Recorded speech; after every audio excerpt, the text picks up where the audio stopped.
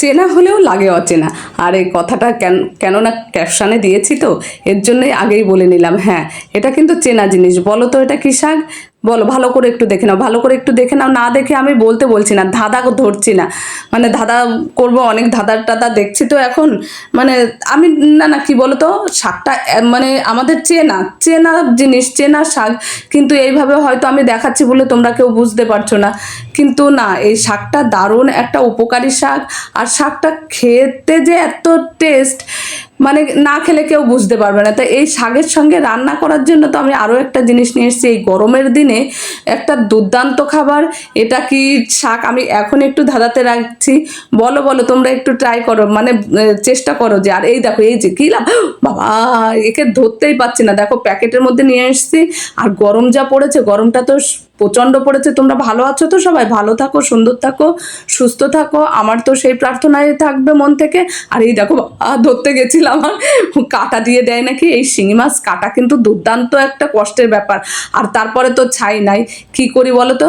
এই দেখো, মা তো কাটাকুটি শুরু করে দিয়েছে। এখনো তো আমি বলেই পারলাম না ওটা কি। ও মা, ওটা কি শাক? কি শাক? হ্যাঁ, এটা শাকটা নিয়ে এসেছিল বাড়ির সামনে। এই দেখো, পটল শাক। পটল শাক, পটলটা তো আমরা সবাই চিনি, কিন্তু শাকটাকে কজন চিনি না? যারা গ্রামের দিকে থাকে তারা কিন্তু অবশ্যই চেনে পটল শাকটা। তাই শাকটা রান্না করছি, শাকটা দিয়ে ঝোল রান্না করব। গরমের দিনে মাছের ঝোল রান্না করব।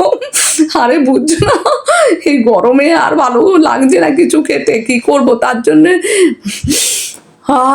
দারুণ একটা গন্ধ আসে। ও কি বলবো বন্ধুরা, তোমরা বাবা চিন্তা করো, এই যে ঢং করতে করতে এখন যদি নাকের আগায় লেগে যেত। এই দেখো কি করছি বলো তো, এই যে শাকটাকে ভালো করে কেটে, এখন মানে যে কোনো জিনিস চাষ করতে গেলে পোকা না লাগে, ভালো করে বিষ তেল দেয়, তো এর জন্য একটু হালকা গরম জলে ধুয়ে নিতে হবে।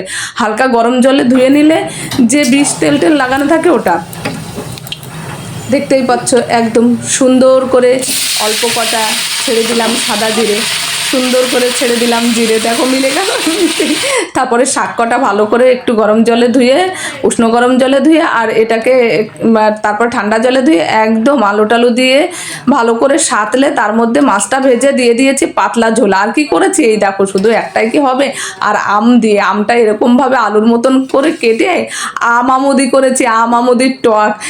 মানে আরেকটা ঝাল না হলে হবে না। শুধু কি একরকম খাবার দিয়ে হয়? যারা বাড়িতে রান্না করে তাদের কাছে একটু জিজ্ঞাসা করো যে খেতে গেলে কেমন কথা শুনতে হয়। এটা করনি কেন, ওটা, আরে শুধু পাতলা ঝোল করেছো, মশলা করনি কেন, মশলা কেন করনি?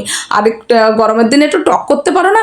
কি বলবো বন্ধুরা, এই যে আর মা আছে আমাকে একটু হেল্প করার জন্য, এর জন্য তো আমি অনেকটাই মারা থাকলে তো সবসময় ভালো লাগে। আমার সকল বন্ধুকে অসংখ্য ধন্যবাদ, ভালোবাসা মন থেকে।